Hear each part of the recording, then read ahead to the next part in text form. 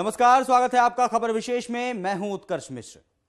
पुरानी कहावत है कि राजनीति में कब कौन किसका दोस्त बनेगा और कब कौन किसका दुश्मन बन जाएगा, ये कोई नहीं जानता। और इसी कहावत को एक बार फिर से सही साबित करके दिखाया गया है बिहार में।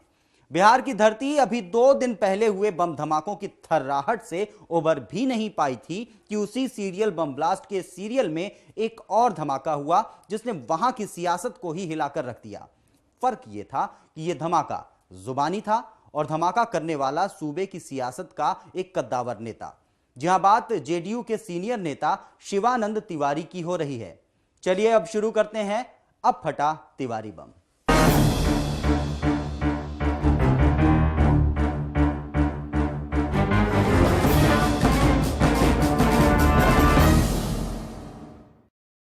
शिवानंद तिवारी ने अपनी पार्टी के ही चिंतन शिविर में मुख्यमंत्री नीतीश कुमार के सामने ही उनके सबसे बड़े सियासी दुश्मन माने जाने वाले बीजेपी के PM in waiting Narendra Modi की जमकर तारीफ की और कहा कि हमारे लोग उनसे डरते हैं, जबकि मैं उनका बहुत बड़ा प्रशंसक हूं। इस बयान से शिविर में तगड़ी हलचल मच गई, लेकिन तिवारी ने अपने सीएम नीतीश कुमार को भी नहीं छोड़ा और कह दिया कि नीतीश अपने साथियों से जलते हैं और किसी को आगे बढ़ने नहीं देना चाहते।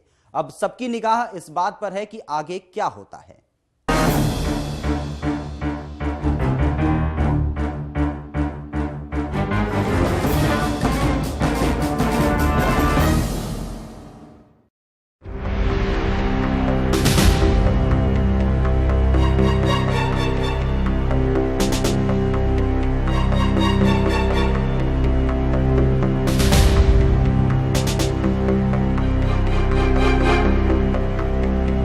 रविवार को पटना में नरेंद्र मोदी की रैली में हुए धमाकों के बाद से बीजेपी और जेडीयू में चल रही तकरार ने सियासी माहौल को पहले से ही गर्म कर रखा था। मगर मंगलवार को जेडीयू के चिंतन शिविर में फूटे तिवारी बम ने इस तकरार को बढ़ाने के साथ ही जेडीयू के अंदर भी महाभारत छेड़ दी है।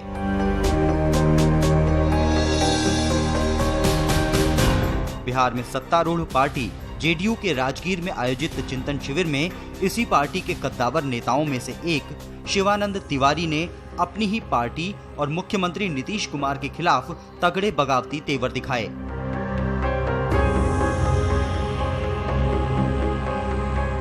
शिवानंद तिवारी ने नीतीश के सामने ही उनके खिलाफ जमकर जहर उगला और कहा कि नीतीश अपने नेताओं से जलते हैं।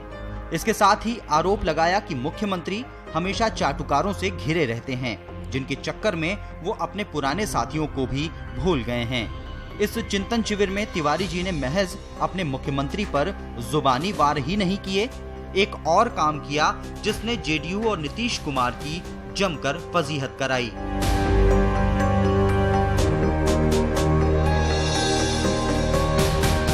शिवानंद तिवारी ने जेडीयू के कार्यक्रम में ही बीजेपी के PM in waiting Narendra Modi की जमकर तारीफ की। मोदी का जिक्र करते हुए उन्होंने कहा कि मोदी मौजूदा समय में एक बहुत बड़ी ताकत बनकर उभरे हैं। एक चाय बनाने वाले से लेकर मोदी ने आज जो मुकाम बनाया है, उसके लिए मोदी की तारीफ होनी चाहिए थी। नीतीश पर हमला करते हुए तिवारी ने कहा कि उन्होंने अपने समय में कोई नेता तैयार नहीं किया। कोई नेता अगर काबिलियत रखता है तो आपको जलन होती है कि कहीं वो चमक न जाए। मुख्य फोकस तो आप पर ही है। अगर हम जैसे लोगों पर थोड़ी बहुत लाइट आ जाती है तो आपको क्या दिक्कत है? इतनी जलन आखिर क्यों? मेरी छोड़िए, दिल को चौड़ा कीजिए। यही अनुरोध है और यही गुजारिश है।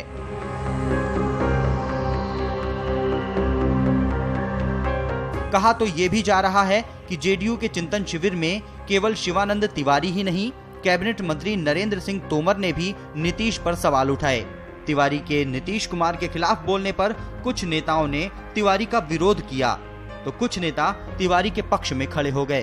तिवारी जब नीतीश को आईना दिखाने की कोशिश कर रहे थे तो इस दौरान उनको इस शिविर में बैठे कुछ लोगों के विरोध का सामना भी करना पड़ा, जिसको लेकर शिवानंद तिवारी ने कहा कि मैं विरोध करने वाले लोगों को अच्छी तरह से जानता हूं कि ये लोग पार्टी में क्या भूमिका निभाते हैं।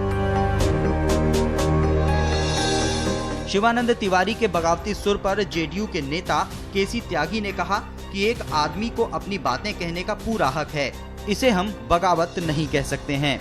नीतीश जी के पीछे पूरी पार्टी है, पार्टी मिल बैठकर इस बात पर चर्चा करेगी।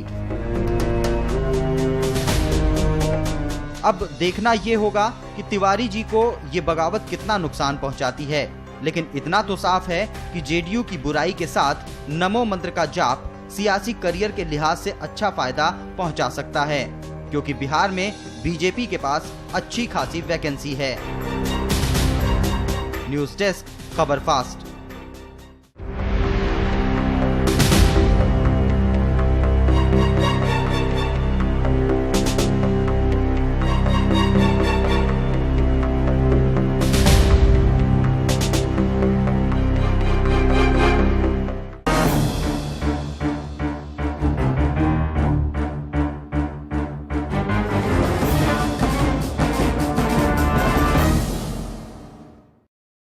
अब आपको सुनाते हैं कि शिवानंद तिवारी ने आखिर क्या कहा जिस पर हंगामा खड़ा हो गया।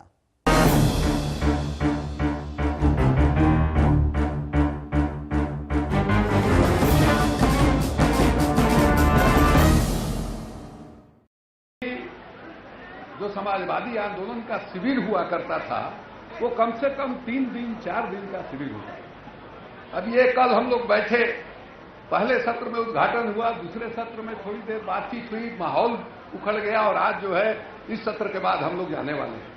तो बहुत जो पर्पस है, इसका मकसद है, वो निकल नहीं पाता है शिविर का। इसलिए वशिष्ठ भाई से अनुरोध करेंगे हम कि आगे जब शिविर हो तो कम से कम 3-3 4 दिन का शिविर हो कि हम उन लोगों को भी सुने, इधर की बात भी सुने।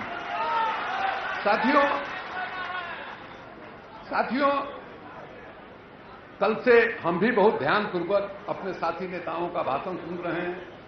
बहुत जोशीले भाषण हुए, इसमें कहीं कोई संदेह नहीं है, लेकिन हमको लगता है कि जो हम लोगों के सामने चुनौती है, उस चुनौती को गंभीरतापूर्वक हम नहीं समझ पा रहे हैं।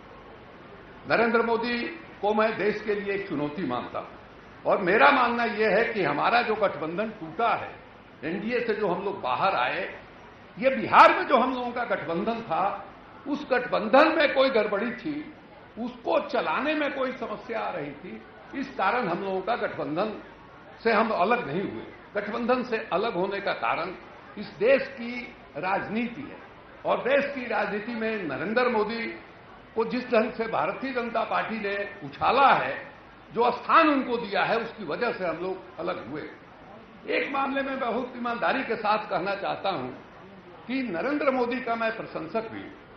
क्यों प्रशंसक हूं? नरेंद्र मोदी जहां से आए हैं, जिस तबके से आए हैं, जीवन में जो उस आदमी ने संघर्ष किया है और संघर्ष के बाद वो आदमी जहां तक पहुंचा है, ये कोई साधारण बात नहीं। हमारे विरोधी है नरेंद्र मोदी, हम उनसे लड़ेंगे, लेकिन जो हमारा विरोधी है, जिससे हम लड़ रहे हैं, उसकी ताकत को पहचानना, उसकी ताकत को नकार देना, ये सबसे भारी भूल होगी। इसलिए वो एक ताकतवर आदमी है और इसीलिए हमको उससे डर भी लगता है। क्यों डर लगता है? वो आरएसएस का पूरा जो सिद्धांत है, उसके रग रग में दौड़ रहा है। इसके पहले अटल बिहारी वाजपेयी जी भी प्रधानमंत्री बने थे।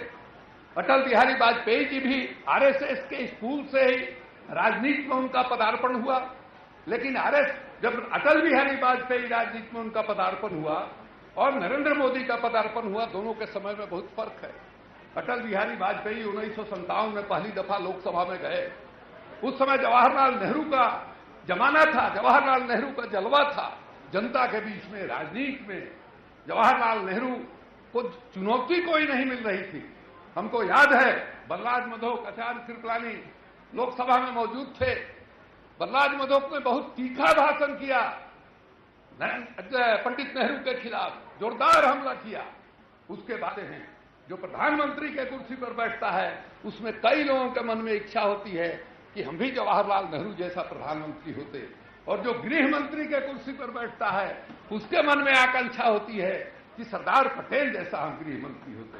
हमारे आडवाणी जी, चौधरी चरण सिंह जी गृह मंत्री रहे और दोनों के मन में ये आकांक्षा रही है कि हम जो है सरदार पटेल की तरह जो है गृह मंत्री बने। इसलिए जब अटल बिहारी वाजपेयी आरएसएस स्कूल से राजनीति में आए, लेकिन जब प्रधानमंत्री बने तो उन्होंने आरएसएस को किनारा कर दिया। आरएसएस से व्यक्तित्व उनका बड़ा हो गया और आरएसएस उनको नियंत्रित नहीं रख पाया। हमको याद है उस समय आरएसएस के नेताओं ने और खास करके दत्तोपंत ठेंगड़ी वगैरह ने किस ढंग से हमला किया था अटल बिहारी वाजपेयी पर। उसके नस में आरएसएस का सिद्धांत जो है दौड़ रहा है। पिछड़ी जात से आते हैं, तेली समाज से आते हैं। यहां से भीम बोल रहे थे, उन्होंने डिस्प्यूट किया कि वो अति पिछड़ा नहीं है, पिछड़ा है। ये बहस की बात है, हम उस बहस को नहीं पढ़ना चाहते हैं। लेकिन जो आदमी पिछड़ा समाज से आता है, अति पिछड़ा से नहीं आता हो या अति पिछड़ा से भी आता हो, उसकी विचारधारा जो सामाजिक न्याय के लोग हैं, जो दलित समाज के लोग हैं, पिछड़े समाज के लोग हैं, उसके प्रति उसके मन में क्या भाव है, उसके प्रति उसके मन में मोह है या नहीं, ये जो है समझने और जानने की जरूरत है। असल में दिक्कत क्या है? हम लोगों ने जो सामाजिक न्याय की राजनीति की है, इस सामाजिक न्याय की राजनीति में हमारा काम चल गया, पिछड़ा अगड़ा करके हमारा काम चल गया।